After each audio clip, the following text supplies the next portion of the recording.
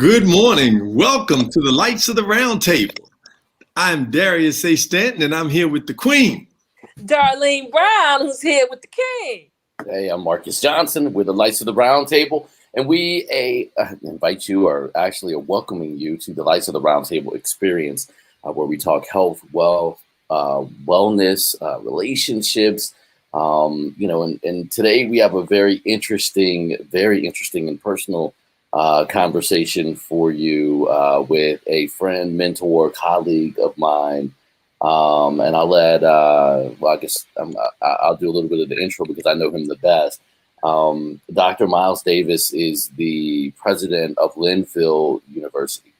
And it used to be called Linfield College, but through work in his 3 or so years, Miles, you've been there 3 years, I think? 3 years in July, so it's not even 3 years yet. 3 years in July. He has transformed the college into a university, added a couple of schools, School of Business for one. They have a top-tier wine studies program that he continues to develop there. And it's really interesting because he is one of 4 African Americans, I think, that run predominantly white institutions in the United States. Right, I was going to say, rewind. One of 4? Well, actually, I checked the numbers because a friend of mine contacted me. Actually, over the past year and a half, that number has more than doubled. So the last number that I had is actually 11. But I have to put that within context that 11 is out of more than 1,700 institutions. And even if you look at HBCUs, which is not included in that number, often HBCUs have senior administrators and staff who are not Black Americans. And I mention that in particular because I'm not going to get into dividing, because often the challenges we face can be associated with pigmentation, but there are whole cultural nuances that go into that conversation. But I didn't mean to interrupt your flow, Marcus Johnson. And okay, I got you. So, excuse me, 1 of 11, as if that makes it any better. African Americans, right?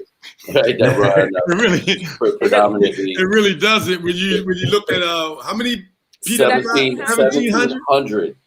1,700, yes. Wow. I mean that's not even on parity anyway. We'll leave that alone. We'll talk about that a little bit. So, but the interesting thing about Miles is that his background in academia started with a background in venture capital. And one of the things that struck me before I ended up in truth in advertising over the past year and a half, year and a half, I've been an entrepreneur in residence at Linfield. And what I've seen him do is bring a business approach to a university. That's different. And when you are working for change, you create immediately resistance. I was reading a book yesterday, The Letting Go, and it talks about that for every force, there's an equal and opposite force. And what we're here today to talk about with Dr. Miles is some of the forces he encounters in his world as a president, a world traveler, a venture capitalist with a business background in academia. So without further intro, because I could go on and on and on, his introduction could be an hour. Ladies and gentlemen, welcome Dr. Miles Davis to the Lights of the Round Table. Yes, thank you, and I appreciate you. And I appreciate all those who are taking time to watch this morning. And I want to actually jump in where you left off, which is the ideal that I bring a business perspective to higher education is repugnant to some in higher education, because the ideal that a university or a college can have a business approach is seen as being antithetical to the mission of higher education. I do not see it that way, because the reality of it is anytime that you have to pay salaries, pay utility bills, have to pay vendors. You're in business. Yes. Now, so the ideal that is incompatible with the mission, I don't buy. But there are those who refer to this in very derogatory terms, and you'll see this in articles in the Chronicle of Higher Education. They call it the corporatization of higher education. And they use it as a derogatory term because decisions are made that may seem to impact traditional models about what has to be done. I do not see it that way. That's very interesting. It's almost like when people use the term, business isn't personal. Well, of course, business is personal because they're people doing business. Duh. Is the college not a business? And so it's interesting. I'd love for you to talk to us about, and also let me just acknowledge our folks that are out there already checking us out. Thank you so much for joining Dr. Miles Davis, president of Linfield College. We're really excited. I need to rewind you. So Linfield College was 2019. We are Linfield University. There you go. The transition. We've made it. There's been an upgrade as a result of Dr. Davis, which was brought to our attention in the introduction. And so Linfield University. And so please put your questions or comments in the chat. You have an opportunity to be in the room with one of what we believe is 11 college presidents, university presidents here in the United States of America that is a predominantly white institution that happens to be run by an African American. And so please, by all means, put your questions in the chat. We already have our hashtag, the lights are on. Please go to our YouTube page where we're broadcasting from now. Subscribe to our YouTube page and like us and share the show because we want people to know how to get into higher education administration. We want people to know how to matriculate in your business and collaborate with universities from a business perspective. And as you heard, our illustrious Marcus Johnson talk about what Dr. Davis brought to the college environment that really allowed them to matriculate into a university and what that process is like. So, and then what the challenges are. So I want to pick up on something that you were saying. Yeah, go ahead. Yeah, I want to pick up on something that you were saying, which is that resistance to the ideal that colleges or universities are a business. Let's be clear, particularly in private institutions, overall revenue generation comes from students in attendance. The business model, if you will, is students attend, they pay tuition and fees, and they pay room and board. They are there, and they allow all of us who work in these institutions to collect a salary. So I'm not going to refer to students as customers, but let's be clear, you have people who are coming in who are consuming a product. Yeah, they're consuming a product, and the product is education. But Miles, I do that. I mean, I tell my students at Howard, everywhere I've taught, but in particular at Howard, because when I started teaching there a few years ago, they were protesting again. I think that was 2017.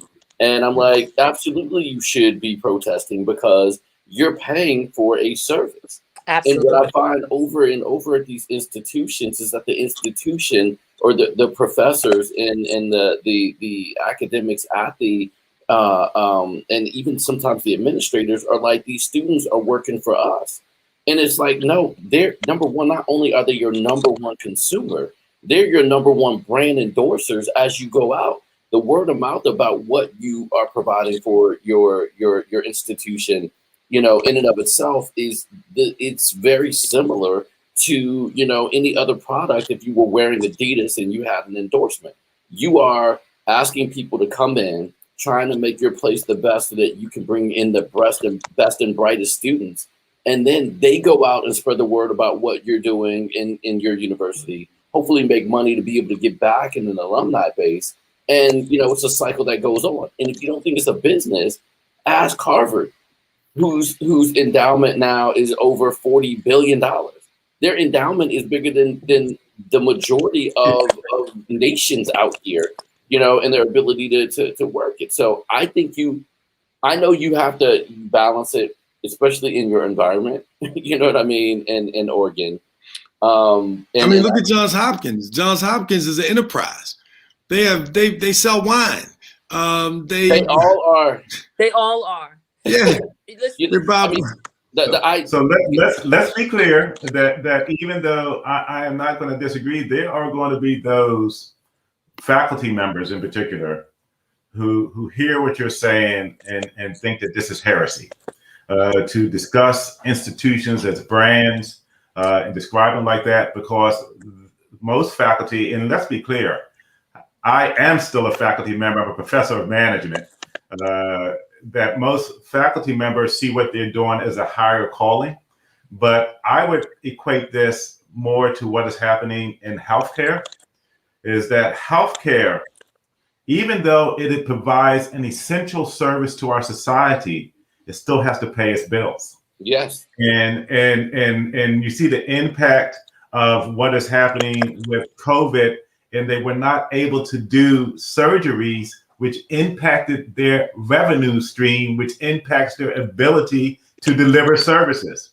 And so institutions that don't have students in them cannot survive, and thereby have to make decisions about where to allocate resources. Also, if a hospital is not, and I mention this only because I have notoriously bad knees, if you're still doing the type of knee surgery that was done in the 1970s or the 1980s even, people aren't going to come to you and get their knees replaced.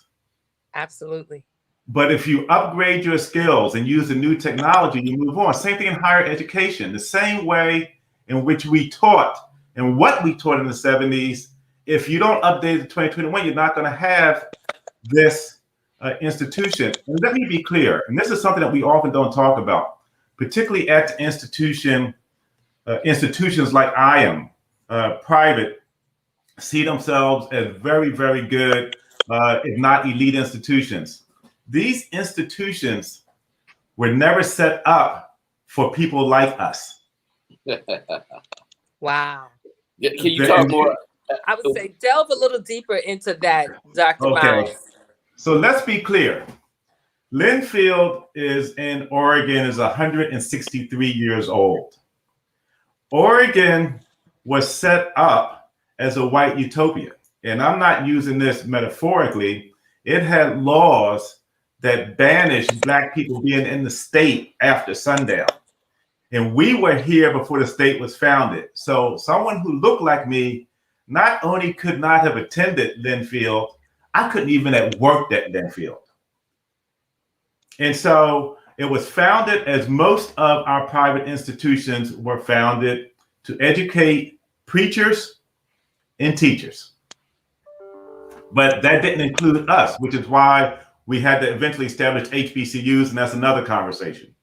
And so if an institution is rooted within a certain framework, even though the time changes, unless it's consciously addressing that framework, it doesn't get to change. And let me go a step further with that. Linfield, to the best of my knowledge, has never had one Black American faculty member in this 163-year history. And now there are those who say, well, that's because you're in Oregon, and Oregon has officially a 1.8% Black population.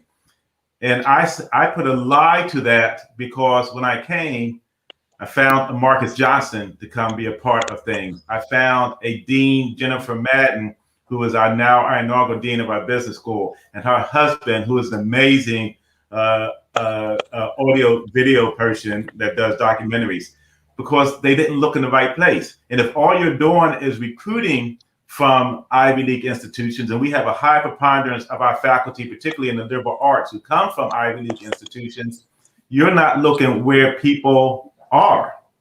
And so It takes a different mindset. And also, I want to point out something that is very important. And this goes to the issue.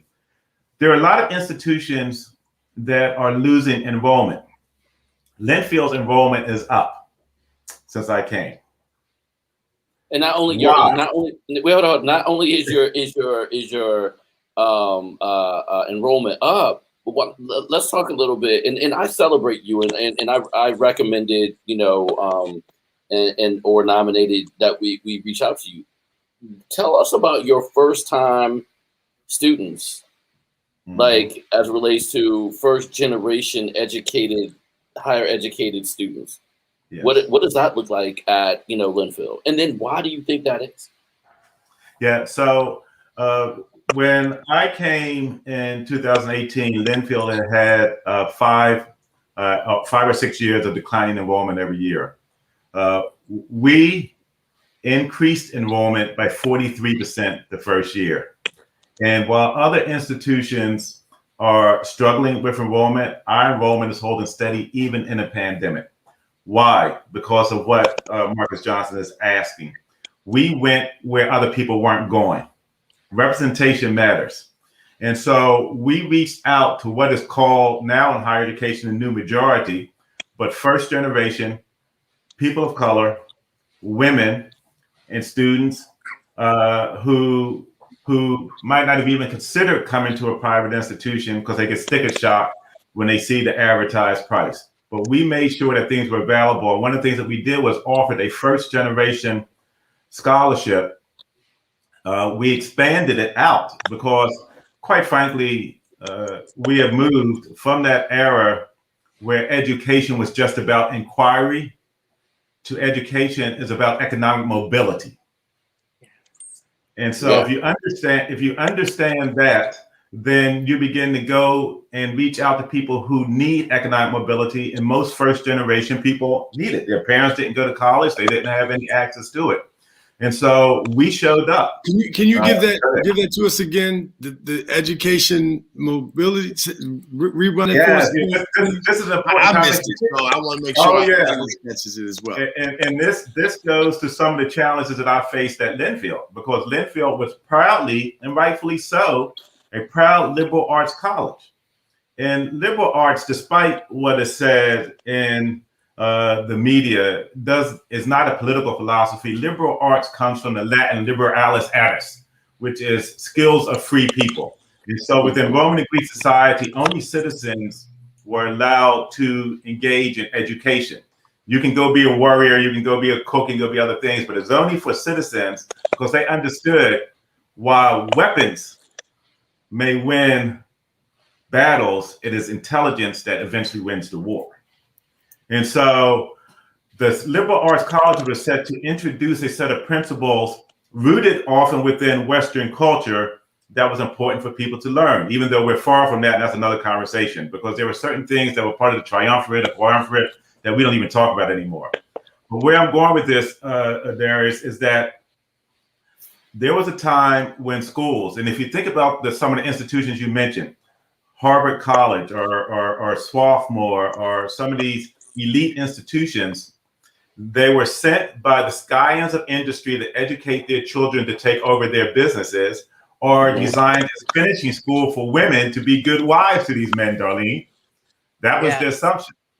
And you came and you engaged in inquiry. That's what they called an inquiry, that you were just exploring topics. Well, that was fine when those people who were coming could afford to do that. Now you have schools who routinely have sticker prices of 40, 50, 60. I think University of Chicago is up over $100,000 a year to go to school there. And people aren't coming there for inquiry. They're coming there to engage in economic mobility. And that's what my mother taught me. Neither of my parents graduated from high school, but they said, you're going to go to college so that you can have better opportunities than we had. And again, this is the shift. This is the shift in the dynamic of students coming in, and they want courses not only to broaden their thinking, because let me be clear, that's important. In a country where most people don't understand that there are three co-equal forms of government, you do need some basic understanding of things. But they also want to learn skills that will allow them to be successful and be employed. And even though I'm not taking away from the fact that traditional liberal arts things don't help with that, but when students show up, their interest is at the end of this education, at the end of me spending $40,000, $50,000, $60,000, will I get a job? Mm-hmm. So I have a question, because when you talk about economic mobility, which I think speaks to the fabric of our people, we were always taught, like our parents didn't go to college. Then the whole purpose was go to college, get a good education so that you can have more opportunities to progress. And it's interesting that having worked at a college, I've worked at a college in administration, I've managed millions of dollars in a budget. And I have to say, I understand where teachers or professors or people who pursue degrees in education, it is a calling. They're very passionate about it. And I've seen in working in budgets how professors can sometimes be disconnected from a cost. They're so passionate in bringing education to the student that they then disconnect from the fact that there is a cost to it. And I believe that the cost is what has partially driven the cost to obtain an education up, because an institution requires operation, and an operation requires a budget to maintain it. Like you said, the lights. And as a person in technology all of my life, one of the things that I do know is the technology infrastructure of colleges and universities. The cost has skyrocketed because of technology continually changing. I'd like to just ask you a question. As the president of the college, how do you manage educating or sharing information with your professors to bring them to a level of understanding about the infrastructure that supports your academia? Because we live in a world now where students want to attend class remotely.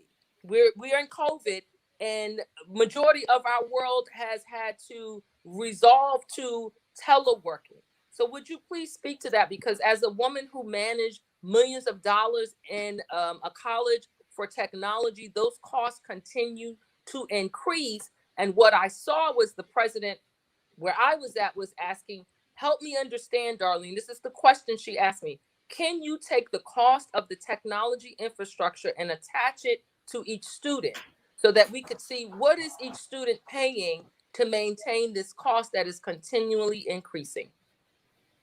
So I want to address a couple of things. I'm going to address an unasked question, but it is a trope that is constantly brought out in terms of the cost, particularly from faculty members, that the reason that the costs are escalating is because of bloated administrations.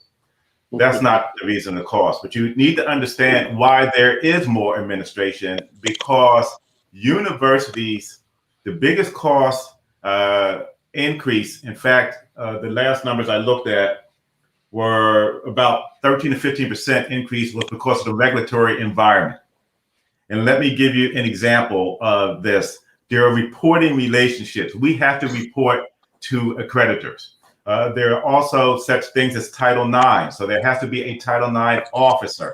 And then there has to be a Title IX investigator. And then there has to be people who are actually a value added to the institution, such as you have to have an advancement office.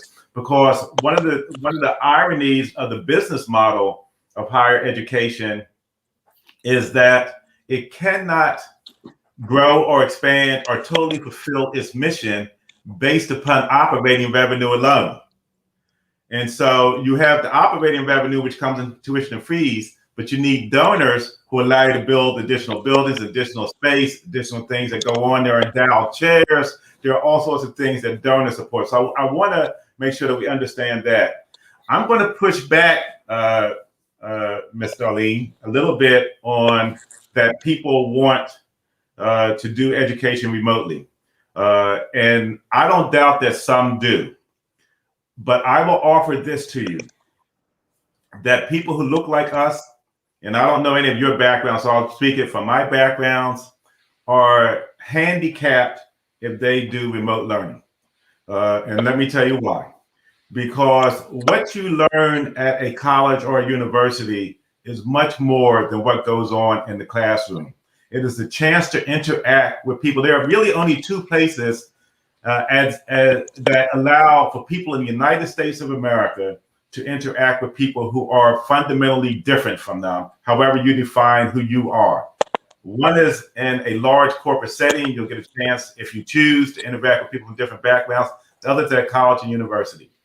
And I'm reminded of this because I remember when I went to Duquesne University as an undergraduate, and you have to understand that I came from a background where I drank out of jelly jars. I don't know, none of you are old enough to remember the grape jelly jars.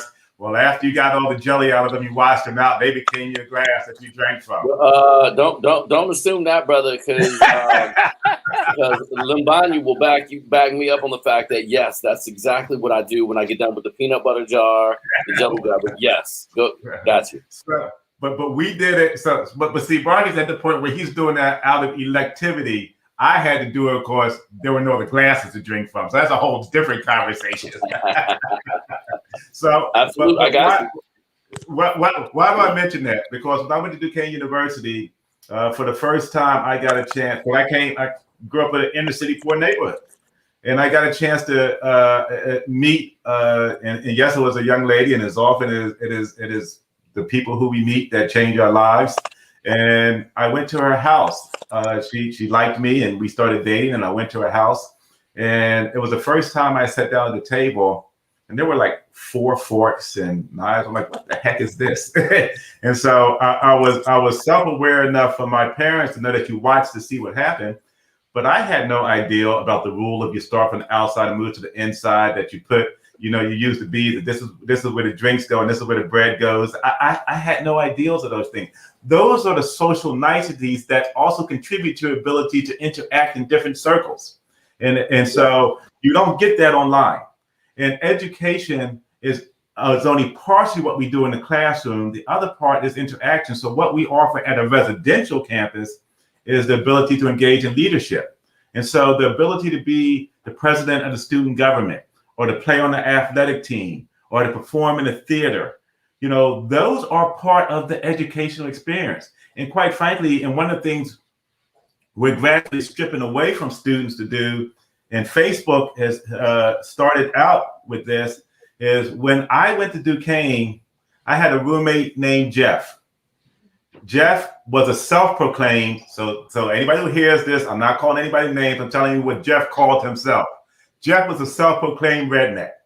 He chewed tobacco, wore camouflage as if it was Gucci, and proudly basked in that. Coming from inner city Philadelphia, I never met anybody like Jeff. And I didn't get a chance to choose my roommate like they do now. That was your roommate.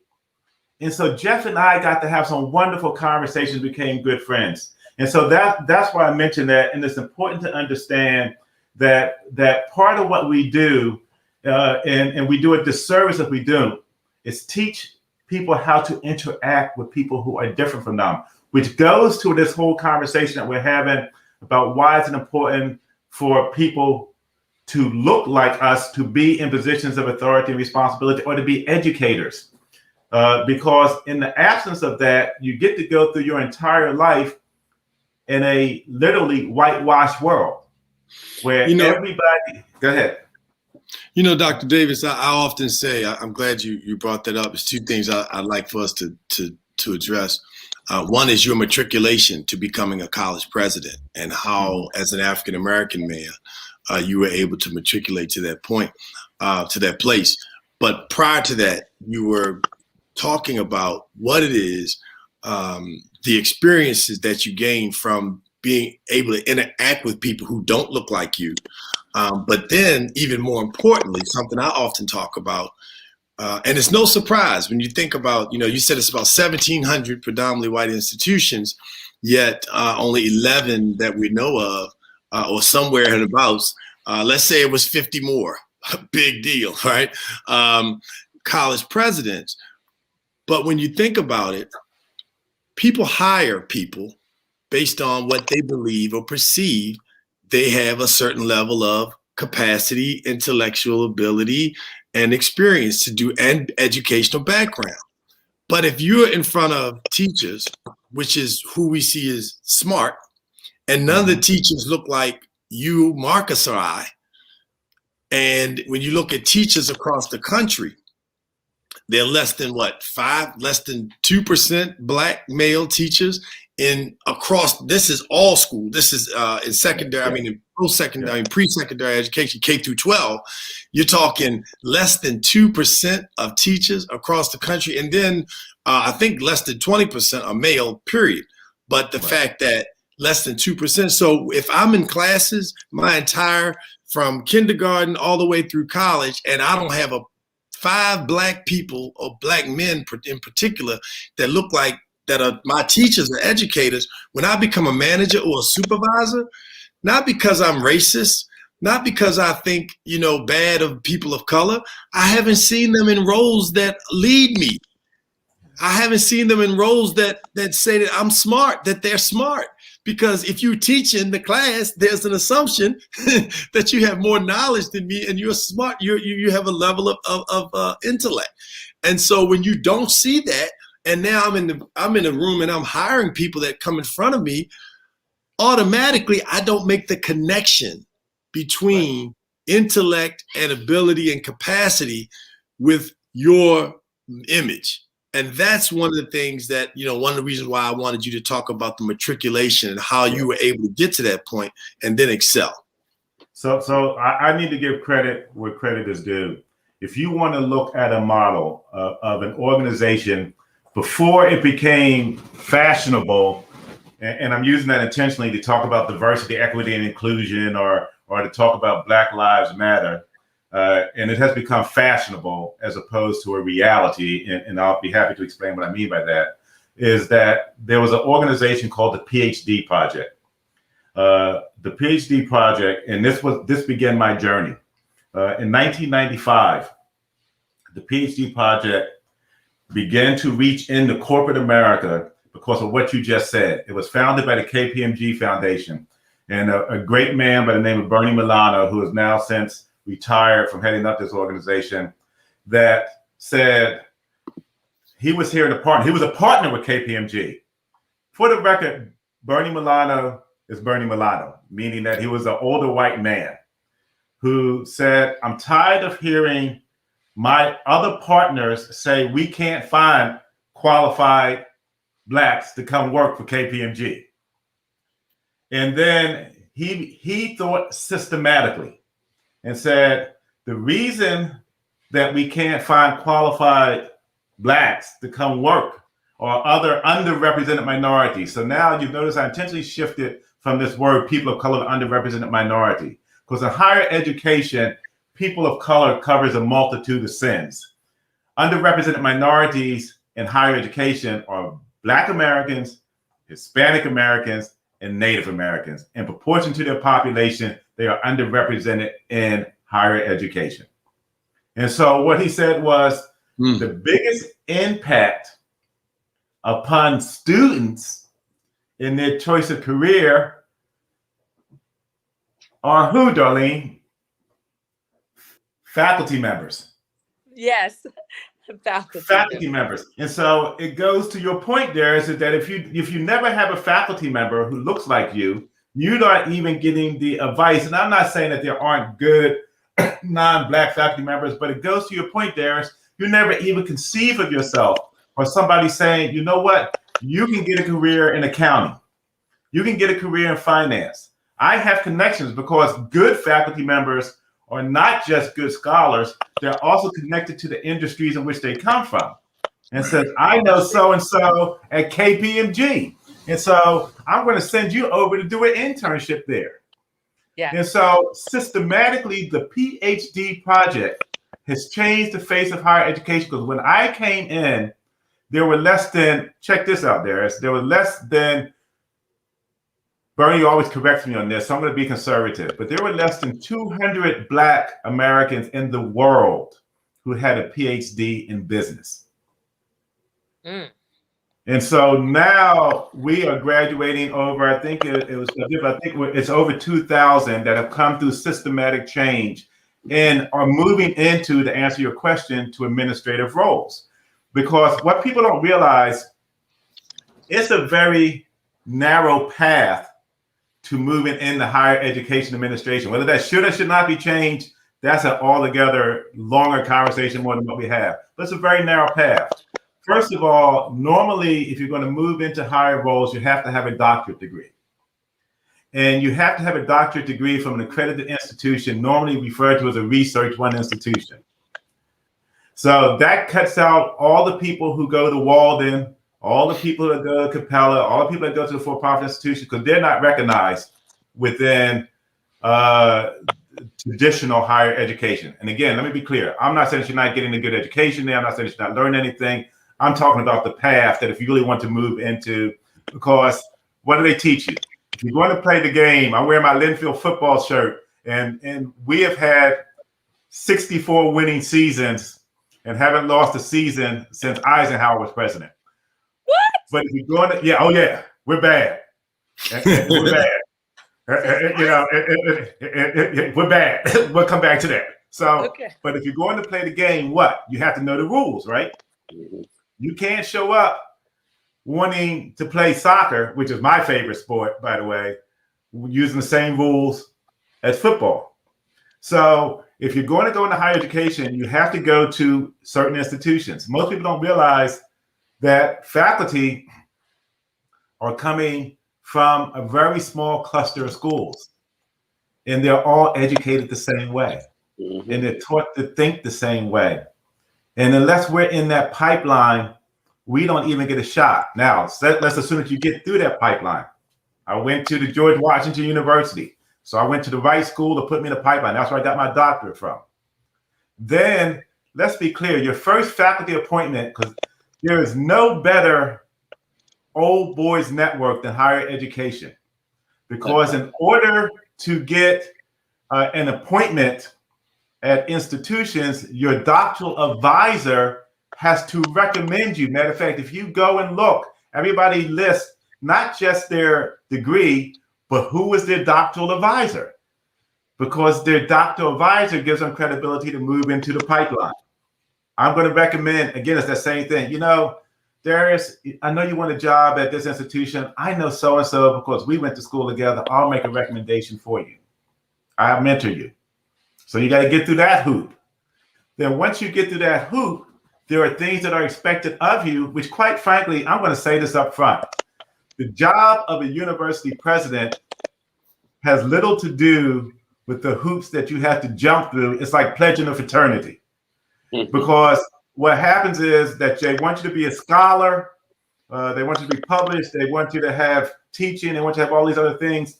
And it doesn't address the issue of, you know what I spent my first 3 months negotiating at Linfield was an acquisition of another campus. And so my business background came in. I'm sorry, I didn't mention that, Darlene. Darlene's like, what's going on? So Marcus didn't mention that. The first thing we did was purchase a new campus in Portland, a once-in-a-lifetime transformational opportunity to expand our programs. Right. And so I mentioned all these things, and I'm trying to compress it because I realize that time is important. But you have to be able to jump through the hoops. You have to play the game, and then you have to chart a course that is different than everything that you've been taught.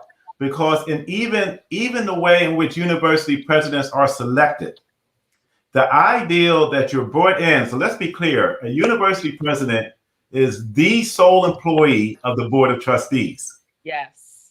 And ultimately they get to make a decision about you. But there are so many constituencies along the way, students, faculty, alumni, donors, and you have to be able to stand up. What'd you say? I'd say community. The community in which you're in. And you have to be able to interact at that level. There is no more public role, even more so than a politician, than a university president. And I will also, you have to be self-aware enough to realize that you deserve to be here and is worthy. And let me just pause there for a second. because I actually have a chapter about this, and I'll make sure Darius and others get the book. I have a chapter in the book that talks about blacks in higher education. So I'm not even going to deal with the systemic racism and stuff that exists, because that's for somebody else to deal with. I want to deal with something that you can control, but you can't control what other people do. You can control you. A lot of us don't feel worthy. Yes, I would agree. A lot of us question ourselves. A lot of us have imposter syndrome.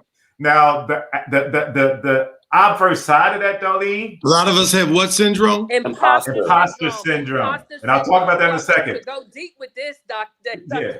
I do. So Darlene, here's the thing. But here's the flip side of that. When you show up and you're too confident, then you're arrogant and uppity, and there's some issues. So it's interesting. So let me talk about the imposter syndrome. And I just had a conversation with somebody I'm mentoring yesterday, called me, who has an opportunity at a fine institution, and says, I don't know if I'm ready for this, Dr. Davis. I said, let me tell you how you know you're ready for this. I said, they contacted you. Yep. And so if people are contacting you for this position, you're ready. You just have to make it settle. And so a lot of us have been conditioned. Let's be clear. The conditioning that goes on in white America that undervalues, underestimates, and marginalizes black folks and black voices also happens to us. And we internalize that conversation. We feed that conversation into our head. We digest. We're drinking from the same fountain that the rest of society is drinking from. And unless you're engaging in counter programming and narrative, then you believe it. You don't think that you're valuable. You don't think that your voice is valuable. And we see it every day about the choices. And I don't want to go off on this, but the choices we make about who we do business with. Yes. What institutions we see. Heck, and I'll put a shout out to HBCUs. Knowing that there are a lot of us who said, I won't send my kid to an HBCU. This has to do with what's happening at the faculty makeup at institutions like Linfield. Because the question that I ask is, give me a quantifiable metrics that says that the education at Howard is inherently inferior to the education at Harvard. I just asked the question. So I just got to jump in because having worked at a community college, a mother of twins, that I was intentional about where I sent to school from day one. I have to speak to what you're saying, because I do believe that subliminally, many of Black and Brown people suffer with low self-esteem, low self-worth, and an inferior complex that they have developed over time, one, due to society. You know, some of that is just, we see subliminal messages every day in this country that Black and Brown people don't matter. And when you work hard to strive to achieve a level of success of what you want in your career and in your life, oftentimes you're doing it through the lens of, if I go to Howard, what will this say on my resume regard to the company that I aspire to work to? If I go to Harvard, what will this say on my resume if I aspire to work for this company? So I think that some of those decisions are due to what we believe will be accepted in this society. And so I'll be very yes. Let me hit you with this. And so again, I'm pulling back the curtain. Friends of mine who are in doctoral programs cannot tell, because remember I said there's these doctoral programs that have to be research run, often large state institutions. They cannot tell their advisor that they plan to go teach at a HBCU. Because the advisor will see that as a waste of because they see you as an extension of their legacy, and somehow you've downgraded their legacy. Wow. And so then what I'm going to is the heart of what it is we're talking about. And so let's go to the other side with somebody who did it right. And I'm not discussing the politics of it. I'm discussing that within the context of this conversation right here. Look at President Barack Obama. Went to all the right schools, got all the right credentials. And what happened when he stepped into a leadership role? They still yeah. And Dare showed up as confident, said that he was uppity, challenged him, and questioned his intelligence and ability. The same thing I get. Same thing, but it's like, again, though, this is why you're here, because it's the same thing we all get. And then you end up arguing. You argue with even people close to you about like whether or not you're trying to spread love and share your intellect, and then they're looking at you like you were some uppity Negro. Well, you think you're better than me. You're this. You're that. The other. And you're like, but I just know that this is how this goes. I'm sorry that I can't explain it. I'm sorry it's not your experience. But if you listen to me, I'm sharing this with you. It's the same thing in business when you talk to people about different markets, and you can even go into the metrics and you watch their eyes like they like die. They're alive, but they turn into a zombie because their eyes glaze over because you're trying to explain to them an exponentially new market for them. But because they don't understand it intimately, they shut down. And then you can even say, but I do have experience. I do have the JD and the MBA from Georgetown University. And yes, I did go to HBCU, et cetera, et cetera. But damn, why do you have to do that? Yeah. Well, and then let me give you the other side of that, Marcus, is that, and then you run up against what would normally, this is why I made the comment about when diversity, equity, and inclusion became fashionable, because people are willing to talk, but they're not willing to take action. And so in a place like Oregon, where most people here, let me just put it to you this way. I've attended Black Lives Matter protests here, and I'm the only Black person at the Black Lives Matter protest. Come on. Come on. I'm serious. Come on. Those scenes you see in Portland, ain't nobody look like me out there having those fights out there in Portland. That's not us. That's other stuff. But I mentioned that because there are people, and it's my well-meaning brothers and sisters, but they've never had to really interact, and often they don't realize that they're coming from a place of privilege and power.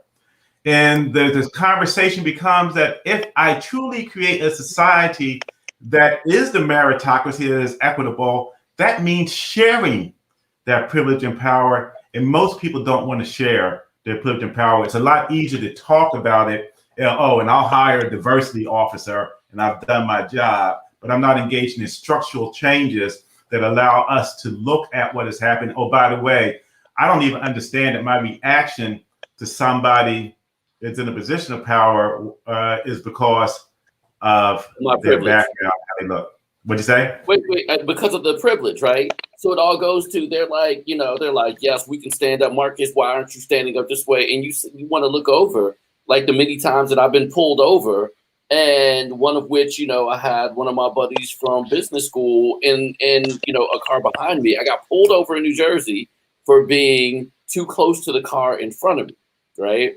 And the guy did all this other stuff, and my friend got out of the car like, what is he doing? He's not doing anything improper. The guy told him to get in the car, and I turned around and said, dude, do me a favor and get the hell back in the car. And it's the same thing. I forget, I was watching something on TV, and it was one of the shows, and it was a Black woman, and her white friend was getting irate at the cop, and it's like, and these are different. It may not be a police officer per se, but somehow it's policing a myth of, someone's superiority over your inferiority. So they're policing that in and of themselves. And then these other folk, they're having a conversation at a different level, because I'm looking at it from a standpoint of, am I going to lose my job? If I have a job, am I going to lose my life if it's in front of the wrong person? So, my question on top of this, Miles, is, can you claim to be woke when you haven't interacted with the people that you claim to be woke about? Well, this is a good conversation, because you talk about it in life or death situations, in interaction with police. But let's also be clear, your economics means life and death impacts your health. And so when people are forming opinions about you, and because they don't understand, well, why are you being so assertive? No, it's not being assertive. You're being aggressive, and that impacts your ability to perform. Or when people say things about you or use their power to minimize you, that would challenge the ideal that you are woke, because these are the same people who will post Black Lives Matter and then at the same time minimize you in your performance and what you've done, not even acknowledge you. And just like there are those who refuse to call President Barack Obama President Barack and called him Barack, or even more derogatorily Barry, there are people at Linfield who refuse to call me Dr. Davis or President Davis. What? And these are people who claim to be woke. These are people who want to stand up and talk about everything that's there, not realizing the impact. Now, you can, of course, make the argument that it's a more casual culture, but when I hear them refer to the previous president as President Haley, but then I'm Miles, it shows that they are not as woke as they think they are and don't understand the unconscious bias that is going into the interaction. Or you question. Let me be clear. I am the only person on this campus with a doctorate degree in organization behavior with a subspecialty in chaos theory as applied to human behavior. But it's questioned what I know about organizations. And again, go ahead. Go ahead, Dr. Davis. So I'm not saying that by virtue of my degree that makes me better or smarter than everybody else, because I think that you have to include all different perspectives. But all I want you to do is respect my intelligence. I'll respect yours. All right, wait, hold on. And it goes back to this, Miles. I'm not, whether I want to respect, whether I want you to respect it or not, I'm going to require that you know what I'm saying, respect it. I'm not going to let you disrespect the fact that I did these things to make yourself feel better. You know what I mean? Because really, at the end of the day, that's what it is. It goes back to the book White Rage, right? And the whole idea that this whole system was set up, and as you said, in Oregon, it was set up as a white utopia. We weren't allowed there. You definitely weren't welcome there. And you're talking, 100 years, a father, grandfather scenario where that was an understood kind of paradigm. And we're it's not that different now. I mean, my experiences. I've had some experiences in McMinnville, Oregon, right? So, it's just, they don't get it. They don't care. So Marcus, so let me be clear. Let me be clear, because this is where we get ourselves twisted in the knot. And this goes to a conversation that Mr. Darius and I were having before everybody joined in, because we talked about changing culture. Here's the thing. People don't realize that in order to engage in discriminatory and racist behavior, you don't have to be a racist. Now hold on for a second before people jump at me. Hold on a second. What happens is the perpetuation of a system. So all you're doing is supporting and walking into a system that has a culture. Yes. And that culture was never designed for you. And so the people who are benefiting from that system, they're not sitting there saying, we're going to keep Black people down. We're going to keep. That's not what I think the conversation is happening. What it is that they don't see the inherent benefits that they have, and by not intentionally including, they are unintentionally excluding. And I agree. I'll go halfway there with you. But if I intentionally don't call you President Davis, that's not promoting the system. That's disrespecting. So you can say whatever you want to, bro. You can say whatever you want to on that other stuff. I hear you, right? If I look you in the face and I'm like Miles all the time, you know what I'm saying? Miles. And yet I call President Haley that is an intentional action. I do believe that it is intentional. I also believe that we particularly, you have to continually correct, right? And I think when we are continually in our efforts to correct or align, what we have experienced as clear, racist, right? Because a president of a college, no different than the president of the country. That's how you acknowledge them. So this is not you requesting that, or the former president. Having worked at a college, you at a university, this is how you acknowledge them. So there is what we call protocol.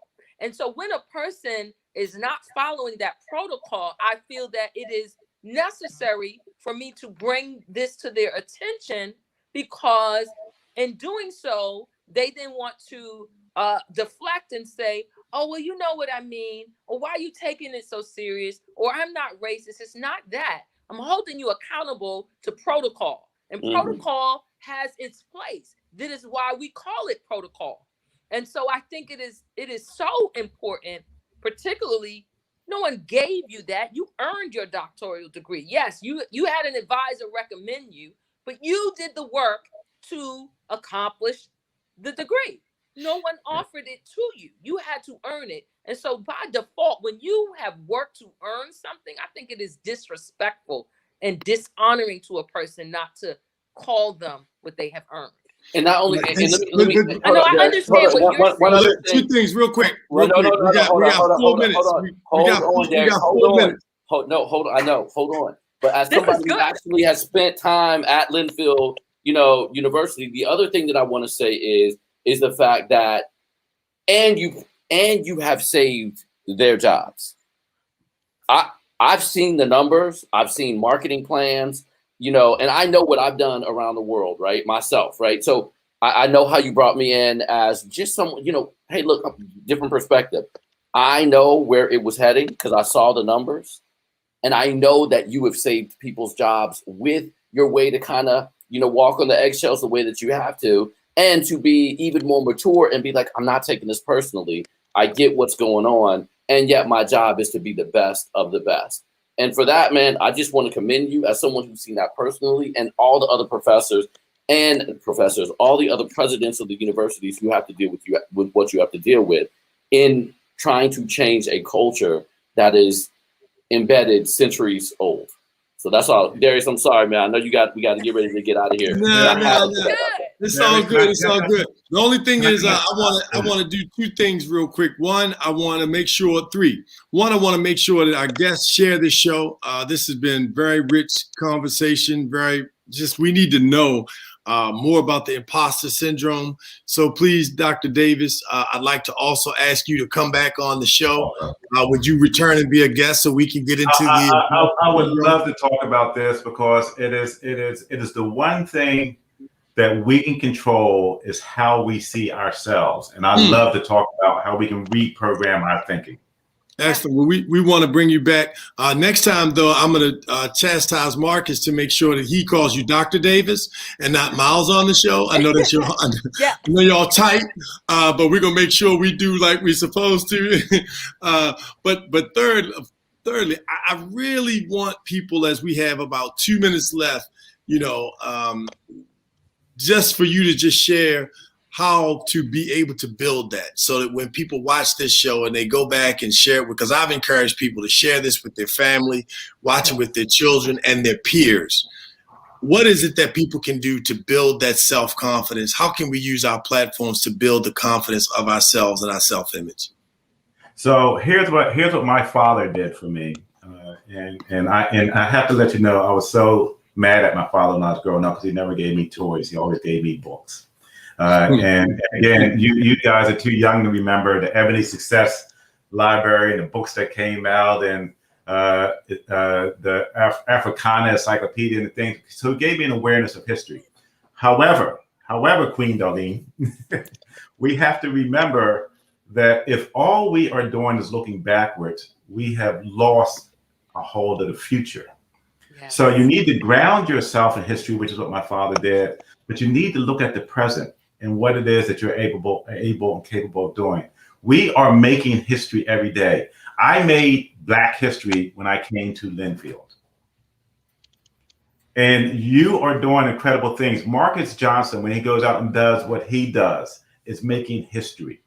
It is not just looking back and looking at what John Coltrane did or looking at what Charlie Parker did, looking at what Miles Davis did. It's looking at what can you do to innovate and move forward.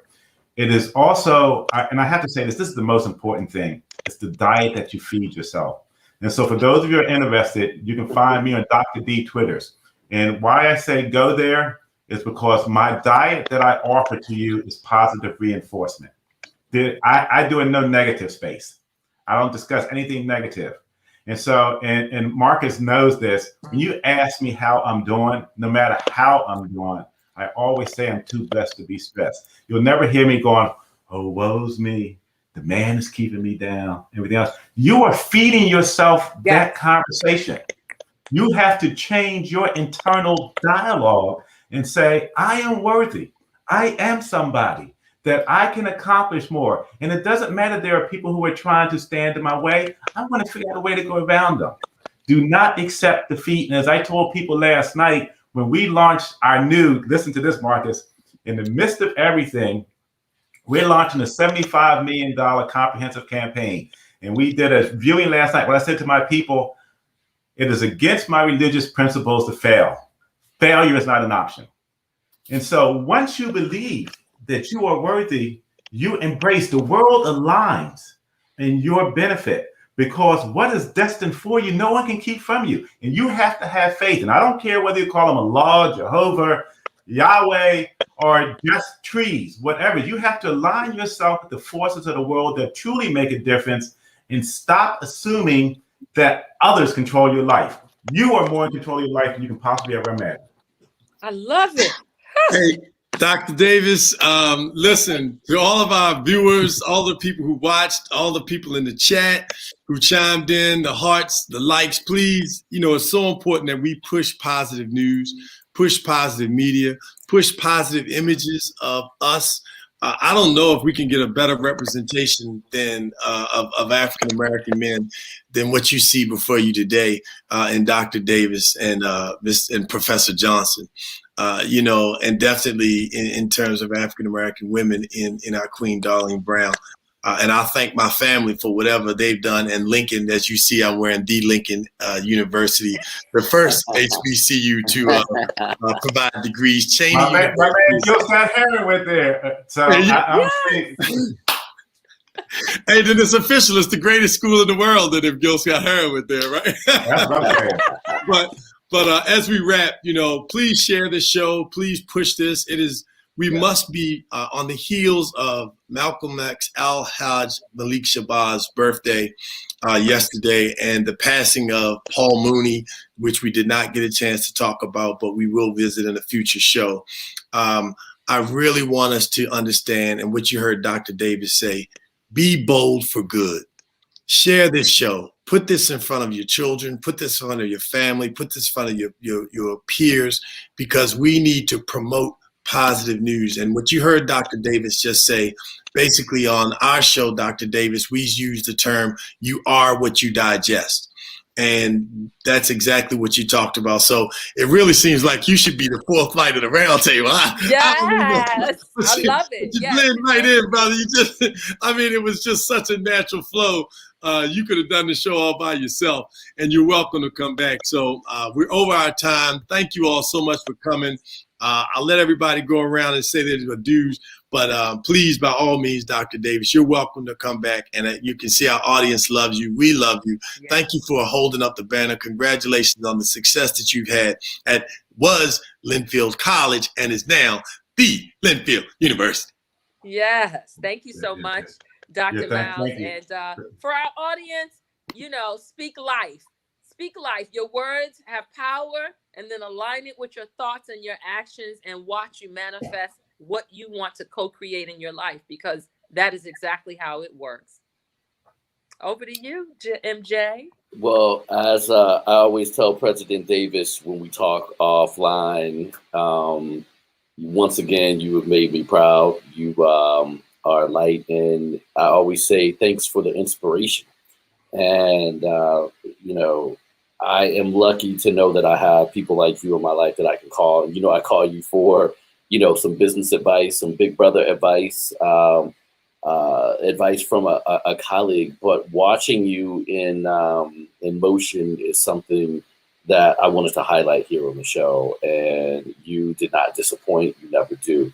And so we will continue to be out here making sure that we're aligning with the forces, as you said, that actually make a difference, and making sure that we're using those forces to illustrate a compelling story within ourselves, within the mirror relationship, that one that looks right back at you.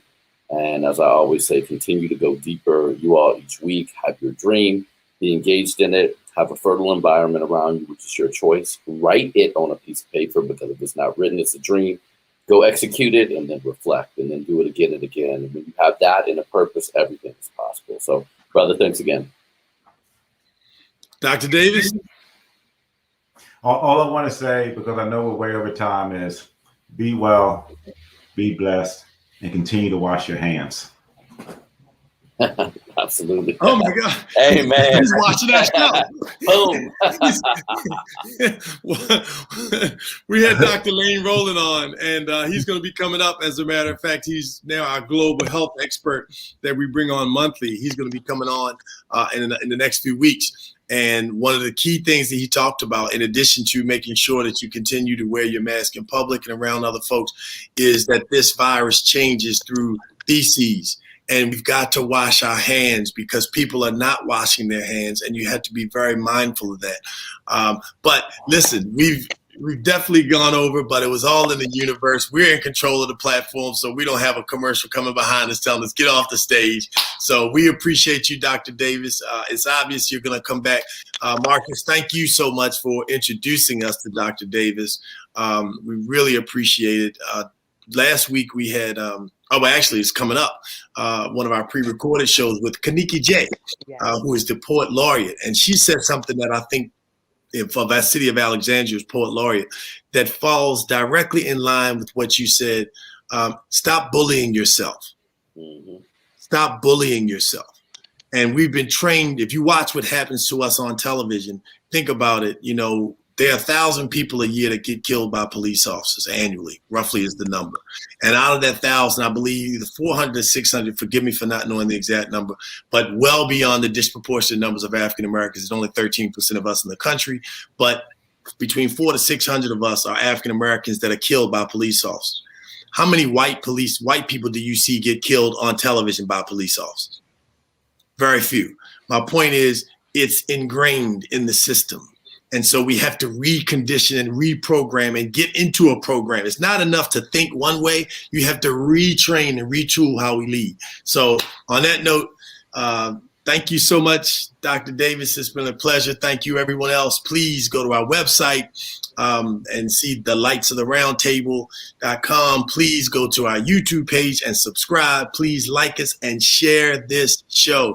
For Marcus Johnson, our Queen Darlene Brown, I'm Darius A. Stanton. And don't forget, hashtag the lights are on. Peace, peace. Okay.